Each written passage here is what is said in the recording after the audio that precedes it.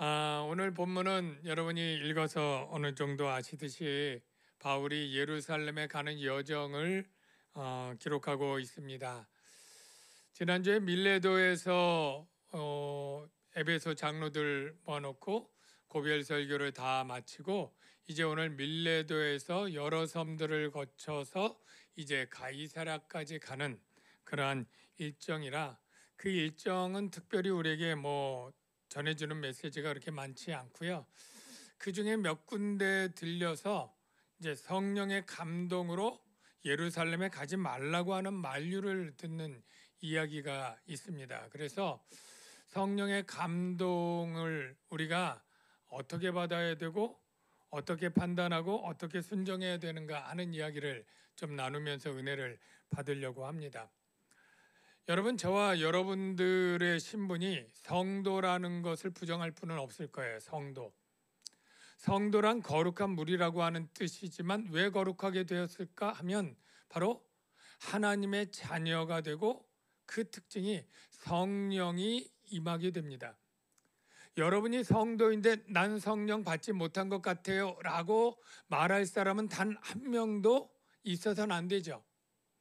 성도는 다 원하든 원치 않든 모르든 다 성령이 임재하고 내주하고 있는 걸 믿으시기 바랍니다.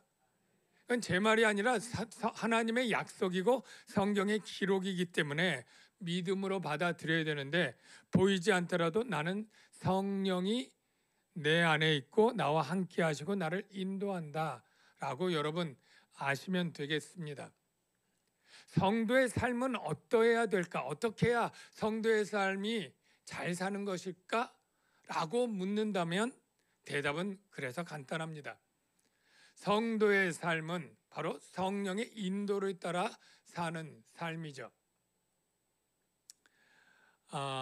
무릇 하나님의 영으로 인도함을 받는 사람은 곧 하나님의 아들이라. 이 말을 뒤집으면 하나님의 아들이 된 성도는 어떻게 살라고요?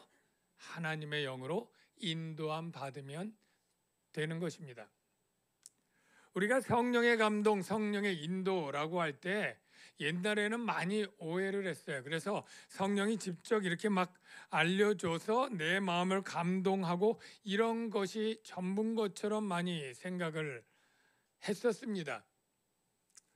여러분도 나이가 어느 정도 되신 분들은 한 10년, 20년 전에 한국교회에 성령 운동이 그냥 불처럼 지나갔던 그런 것들을 기억하실 텐데요.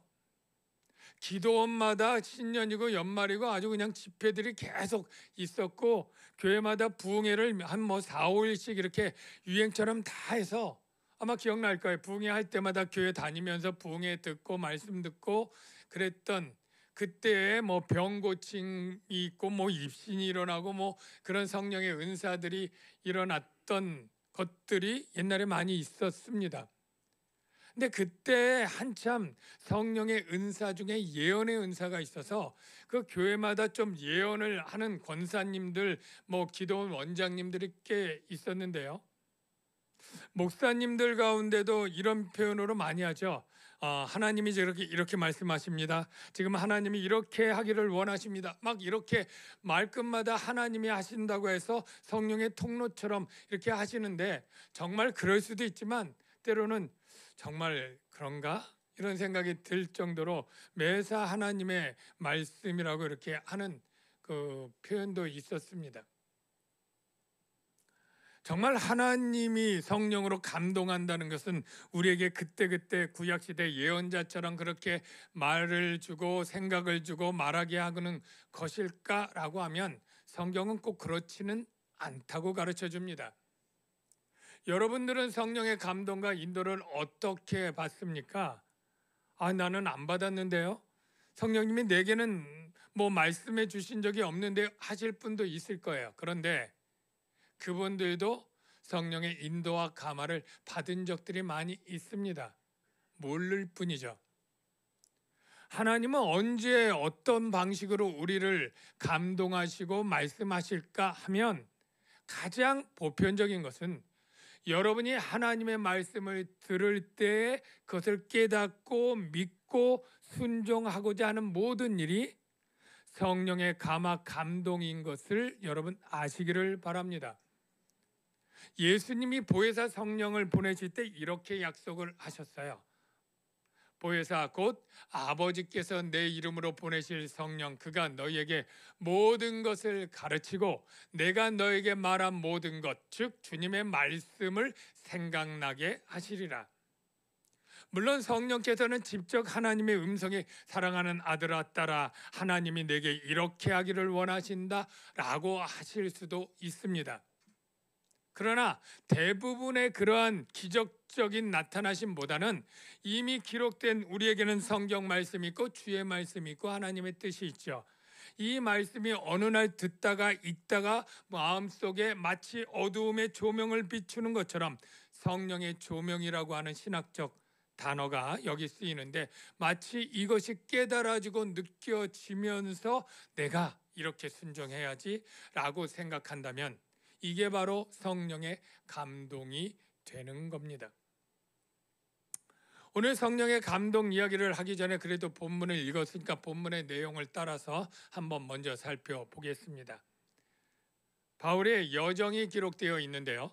우리가 그들과 작별하고 배를 타고 고스로 갔고 그 다음날 로도에 갔고 그 다음에 바다라로 갔고 페니키아죠. 수리아가 있는 그 긴 주중해를 멀리 가니까 배를 갈아타야 됐어요. 그래서 그 베니게로 가는 배를 만나서 타고 가는데 구브로, 바나바의 고향이죠. 거기를 왼편에 두고 쭉 수리아로 항해해서 두로에 내립니다. 두로에 상륙하니 왜 상륙해요? 거기서 배가 이제 많은 짐들을 내리고 또 많은 사람을 태우고 그리고 또 다시 짐을 싣고 뭐 이런 일을 하려고 일주일을 정박하게 되었다 하는 얘기입니다. 그렇게 썩 중요하진 않은데 그래도 우리가 흐름상 지도를 보면 쉽겠죠. 밀레도에서 고스, 로도, 바다라, 배 갈아타고 왼편에 두고 두로에 도착했다. 뭐 이 얘기입니다. 두로에 일주일 동안 있게 되니까 바울이 뭐 했겠어요? 두로에도 믿는 사람들이 있겠죠. 원래 두로 시돈 여기는 굉장히 이 바알신 숭배, 아세라 숭배가 있는 우상의 극심한 도시였지만 이곳에 믿는 자들이 생겨났다는 것은 너무나 놀라운 일이죠.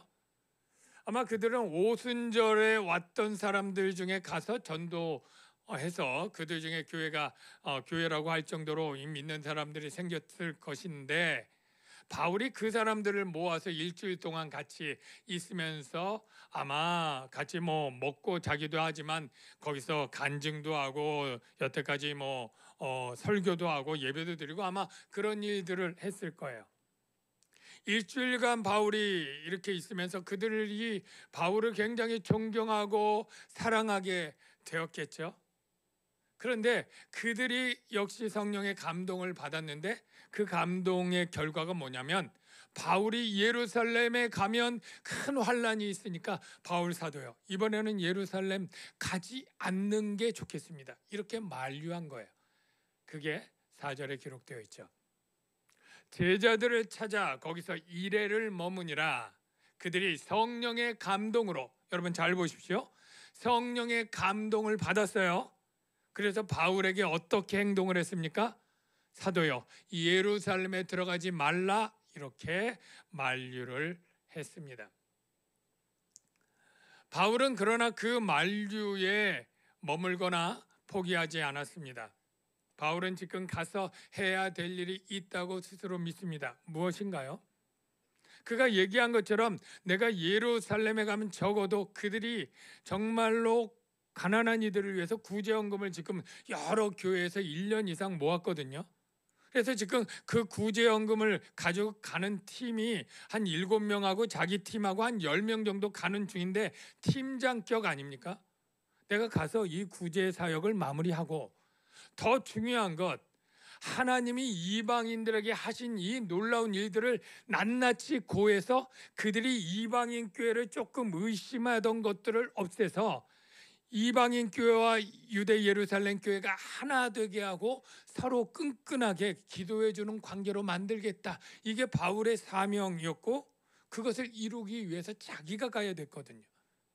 그래서 바울은 그들의 만류에도 불구하고 출발을 했습니다.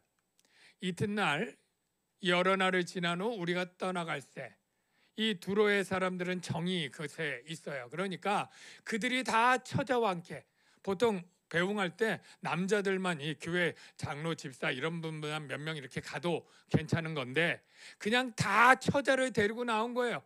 아내, 자기 애들 다 붙잡고 이 사도를 언제 우리가 볼지도 모르고 이렇게 존귀한 분을 우리가 잘 배웅해야 된다. 그래가지고 처자를 다 불러서 어디까지?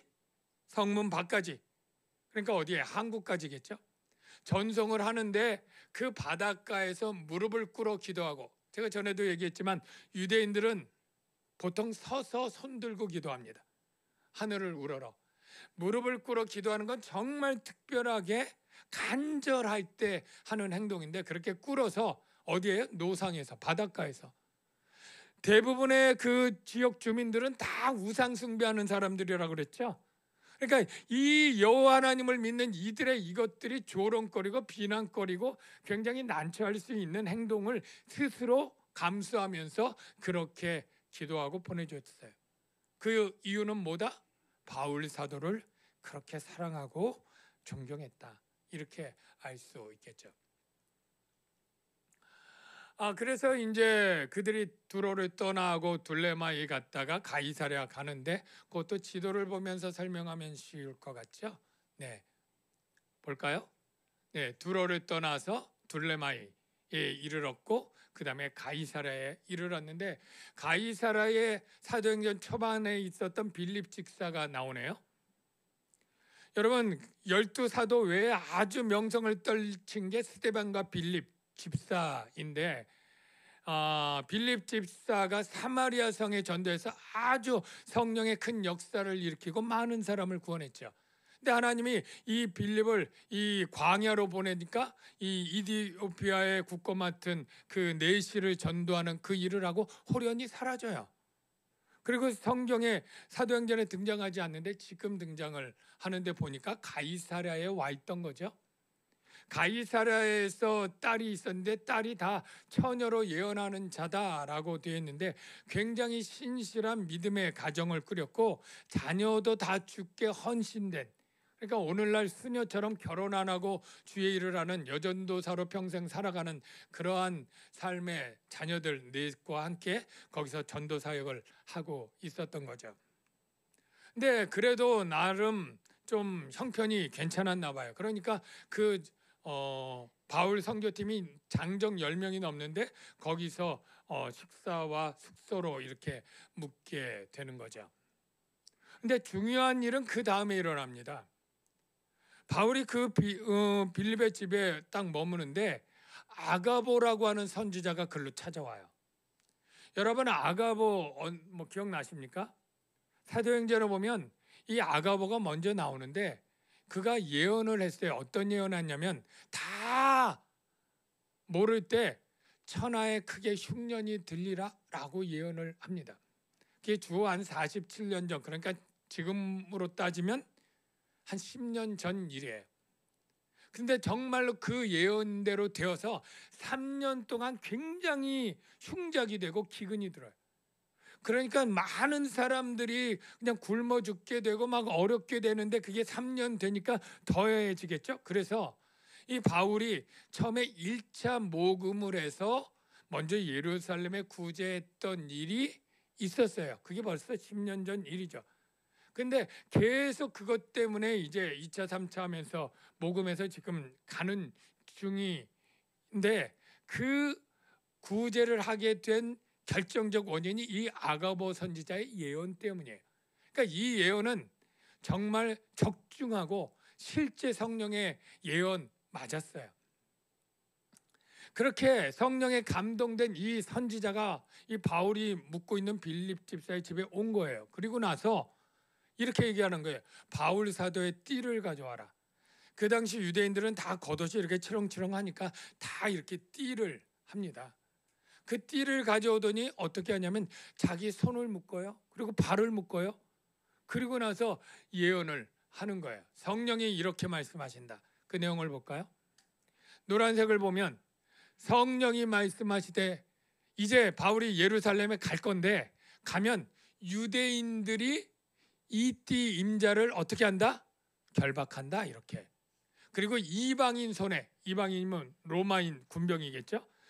뭐 로마 사람들에게 넘겨주리라 이렇게 예언을 하는 거예요. 그러니까 누구보다 신뢰 있는 예언자인 이 아가버의 예언을 탁 듣자마자 그때 같이 왔던 믿음의 사람들, 뭐 누가를 비롯해서 디모데 그리고 믿음 있는 사람들이 다 이건 정말이니까 바울을 붙잡는 거예요. 만류하는 거예요.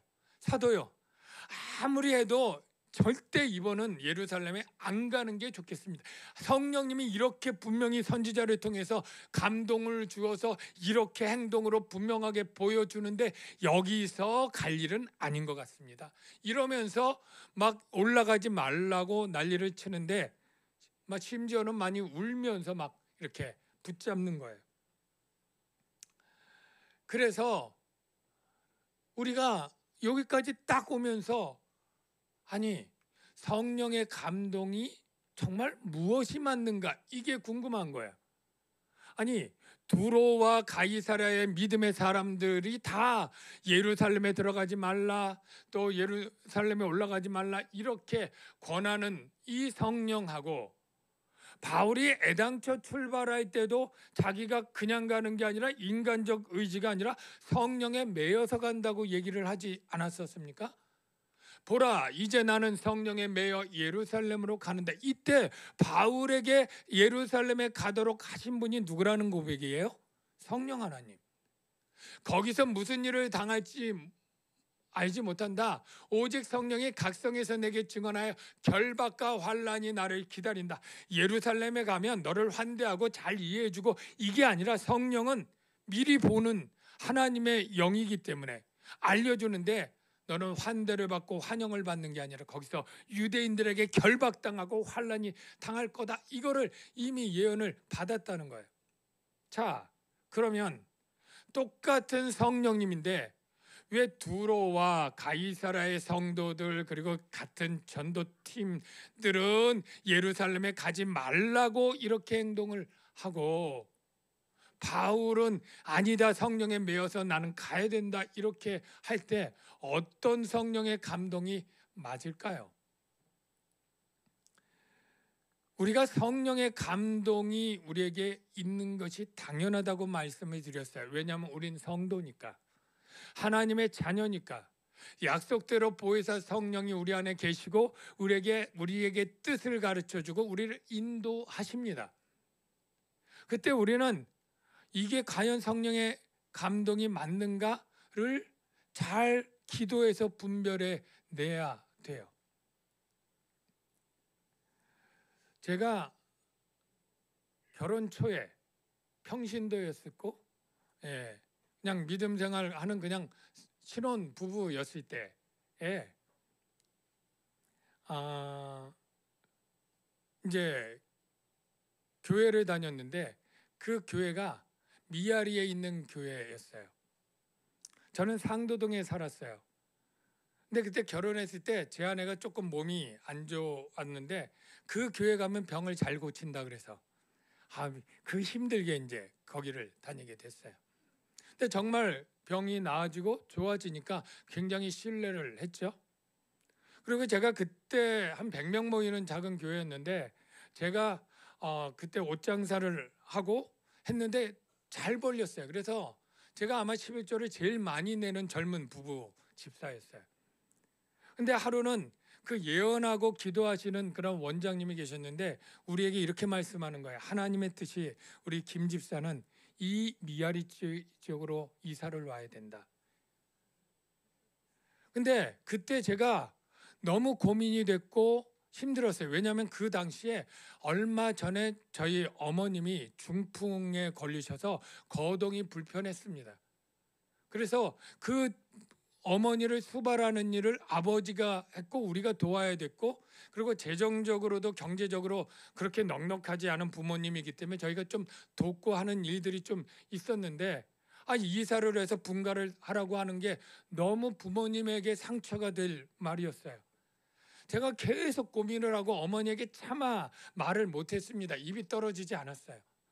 그런데 하나님의 뜻이 그렇다면 순종을 해야 되니까 제가 오랜 고민을 하다가 눈물로 편지를 썼습니다. 어머니, 부모님, 참 불효 같은데 주님이 때로는 우리에게 이런 일을 하는데 제가 순종해야 될 것 같아요. 그래서 편지를 쓰고 말씀을 드리고 하여간 분가를 해서 이사를 하는 걸 결정을 했어요. 이사 가는 날 어머니가 저희들 이사 가니 하고 그 힘든 몸으로 말하는 게 잊혀지지 않을 정도인데 어머니 가슴에 못을 박고 나온 겁니다. 그렇게 이사를 해서 그 교회를 좀 다니는데 그 교회가 이상해요. 계속 그 예언으로 기도하고 하는 것들이 맞지 않을 때가 있고 여러 번 펑크가 벌써 났어요. 그래서 실망하고 있는데 또 다른 분이 기도하는 분이 그 교회는 이상하고 잘못된 거고 그 어둠의 연기가 계속 그 교회에 나오니까 거기 안 좋다 이렇게 얘기를 해서 그 교회로 옮겼습니다. 그 교회는 상계동에 있는 개척하는 교회였는데 그 집에서 이제 개척 준비를 하고 있는 교회인데 거기도 기도하고 예언하는 분이 계셨어요. 그분의 말씀을 우리가 주목해서 들었는데 하루는 그런 게 우리가 개척만 하면 하나님이 보여주시는데 환상을 보여주셨는데 그 콩나물 시루에 콩나물이 가득 차 있는 그런 환상을 보여주는데 개척만 하면 대박 날 거다. 그래가지고 그 목사님이 그냥 형편도 안 되는데 아주 큰 예배당을 빌려가지고 했는데 1년, 2년, 3년 지나도 20명 이상을 넘지가 않더라고요. 저도 그 예배당 하느냐고 아파트 전세금을 다 개척 헌금으로 투자하고 거기 헌신해서 하는데 그렇게 열매가 없었습니다. 결국 임대료도 밀리고 관리비도 밀리고 결국 유지할 수가 없는 상황이 되니까 결국 교회를 폐쇄하고 떠나게 돼버렸는데요. 그 예언이 성령의 감동이라고 했던 게 실제는 아니었다. 우리가 하나님께서 성령으로 우리에게 말씀하시기도 하고 할 때 정말 그것을 잘 분별하는 게 너무나 중요하고 그래서 그 뜻대로 올바로 행하는 게 너무나 중요하다는 것을 체험했죠. 결론적으로 말하면 이 두로와 가이사라에게 성령의 감동을 준 것은 어디까지냐면 바울이 예루살렘에 가면 결박과 환란이 있다라는 것까지 맞습니다. 그런데 그것을 가지 말라고 했던 이 부분은 인간적 감정이죠. 바울은 성령이 예루살렘에 결박과 환란이 있지만 자기는 죽어도 가라고 하는 것으로 바르게 이해를 했습니다. 그래서 이렇게 얘기를 하죠. 바울이 대답하되 여러분이 어찌하여 울어 내 마음을 상하게 하느냐. 나는 주 예수의 이름을 위하여 결박당할 뿐 아니라 예루살렘에서 죽을지라도 죽을 것 각오하였다. 물론 예루살렘에 죽지는 않습니다. 로마에서 죽죠. 그래서 바울의 뜻대로 되었다라는 거예요. 여러분들이 성령의 뜻을 알 때 저는 케이스 바이 케이스로 많은 경우가 다르겠지만 두 가지 원리는 분명해요. 성경에 말씀했고요. 성령께서 여러분에게 감화 감동을 줄 때 첫 번째는 죄에서 떠나 거룩하라. 이건 성령의 감동이 담았습니다. 주의 뜻은 분명하니 너희의 거룩함이라. 즉 우리가 더럽고 세상 가운데 타락한 삶에서 어떻게 하면 거룩한 삶으로 나갈까 고민해서 성령이 마음을 주셨다면 그건 성령의 감동이라고 믿습니다. 하나님은 우리가 거룩히 살기를 원하시기 때문이죠. 또 하나 이거는 굉장히 중요한데 바로 하나님이 나를 통해서 감화 감동을 하는데 이 일을 통해서 영혼을 구원하는 일이라면 성령의 감동이 맞습니다. 성령이 하는 가장 중요한 첫 번째 일이 무엇입니까? 증인되게 하는 일이잖아요. 오직 성령이 너에게 임하면 어떻게 하라고요? 증인되러 나가라. 즉 증인돼서 영혼을 구원하는 일이 성령이 가장 관심 있고 하나님이 기뻐하는 뜻이기 때문이에요. 성령을 위해 일하면 영생을 거두리라 라는 것이죠. 그런데 이 성령의 뜻을 행하는데 그 일하러 부름받은 사람들이 그 길이 비단길이고 장밋길이겠습니까? 영혼을 구원하러 가는 그 길은 많은 사람에게 생명을 얻게 하는 그 길은 고난과 환난의 길이 대부분인 거예요. 여러분 요셉 잘 아시죠?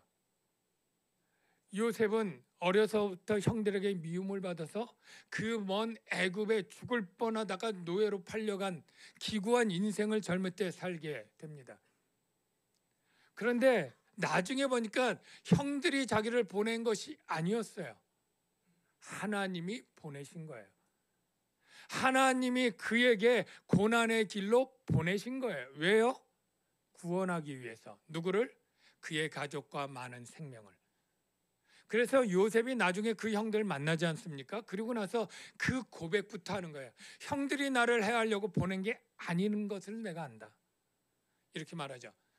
하나님이 큰 구원으로 당신들의 생명을 보존하고 당신들의 후손을 세상에 두시려고 나를 당신들보다 먼저 보내셨나이다.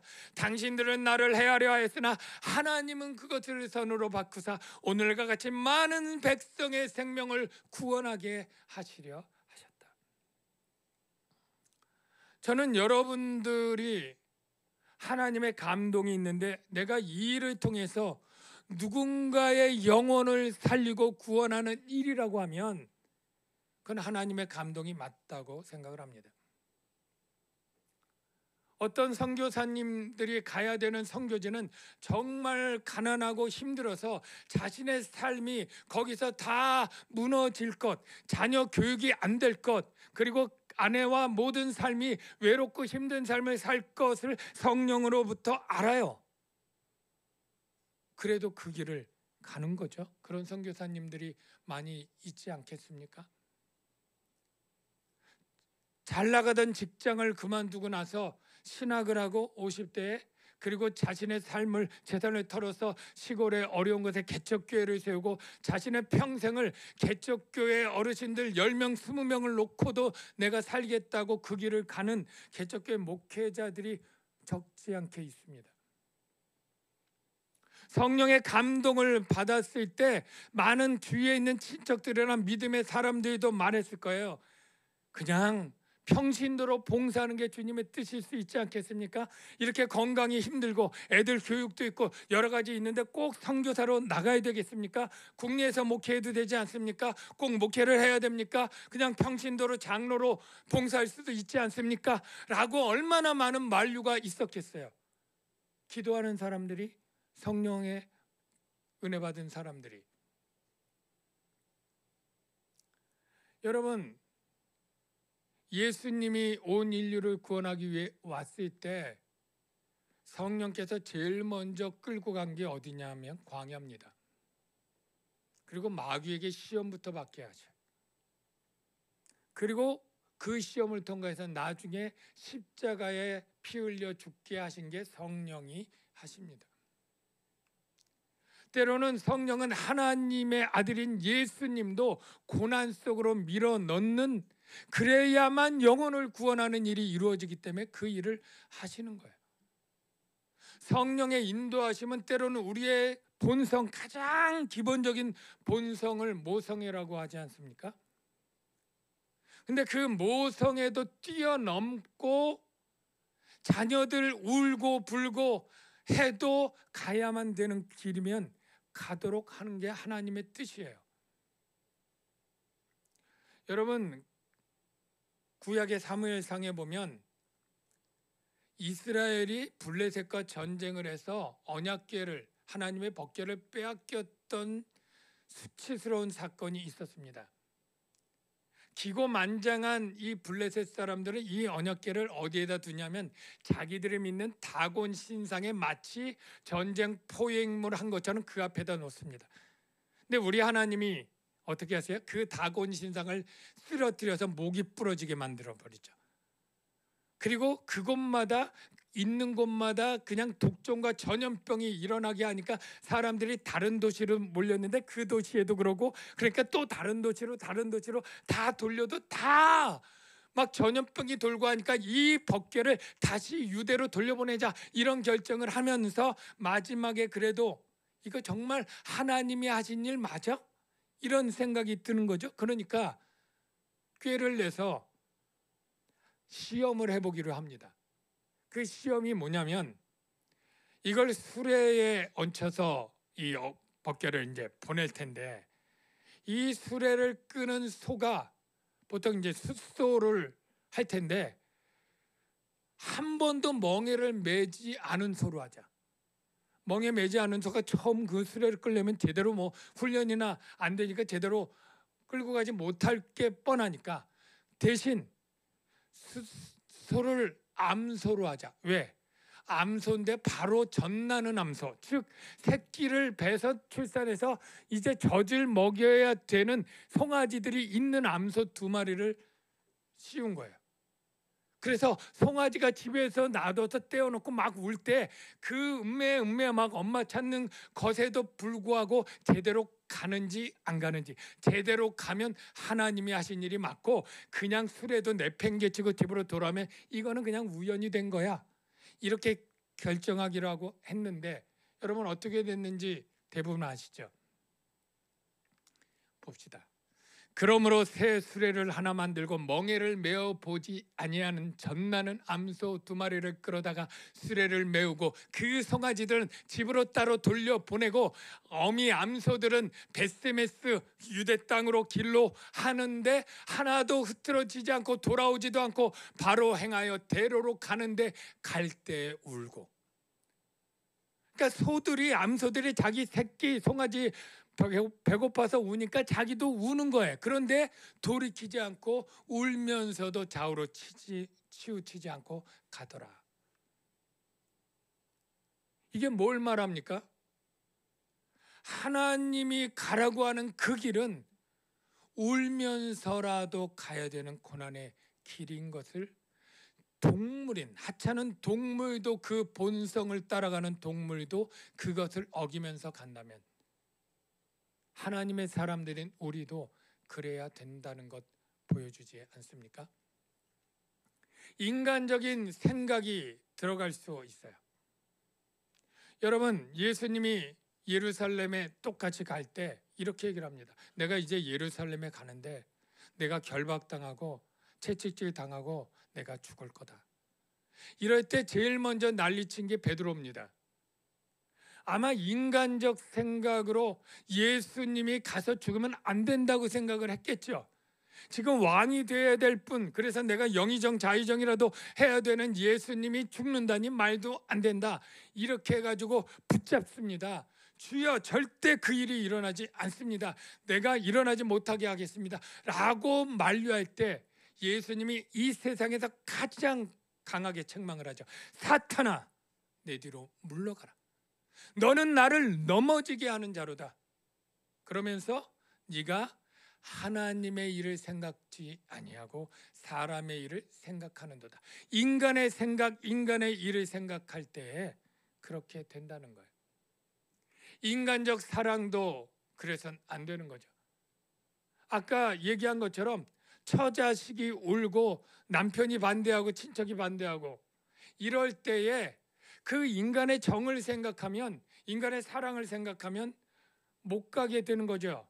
그러니까 두로와 가이사랴에 있는 사람들이 바울에 대한 인간적 정, 성령으로 매이고 결박당한다 하니까 우리 바울 사도가 결박당하면 고생하고 힘들 텐데 안 되지, 그러니까 이번에는 가지 마십시오, 다른 사람을 보내십시오, 뭐 이렇게 만류하는 게 다 사랑과 형제 애 때문인데, 인간의 사랑도 하나님의 뜻에 어긋나면 그것도 버려야 되는 거예요.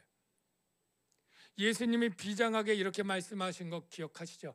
물은 내게 오는 자가 자기 부모와 처자와 형제와 자매와 자기 목숨까지 미워하지 아니하면 능히 내 제자가 되지 못한다. 제자의 삶이 어떻다는 거예요?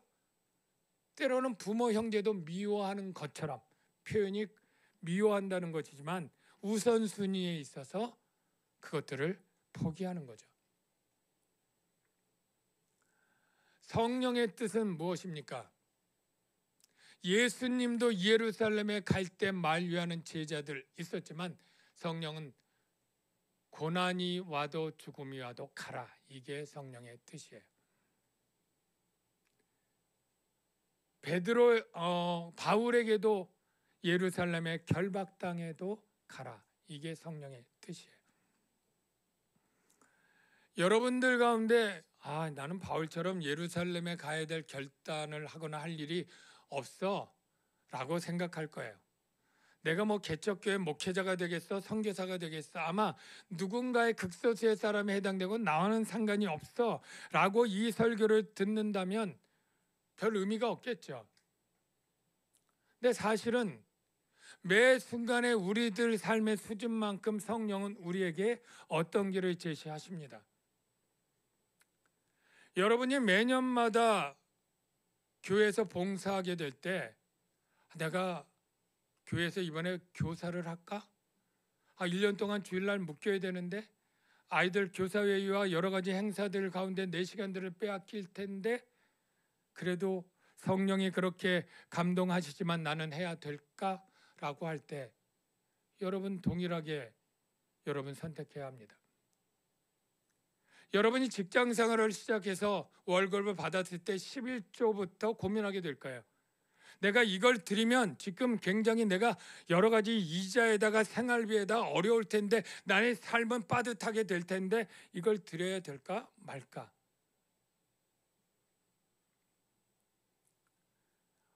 여러분들이 헌신하겠다고 할 때 가장 먼저 반대를 하는 사람들은 불신 세상 사람들이 아닙니다.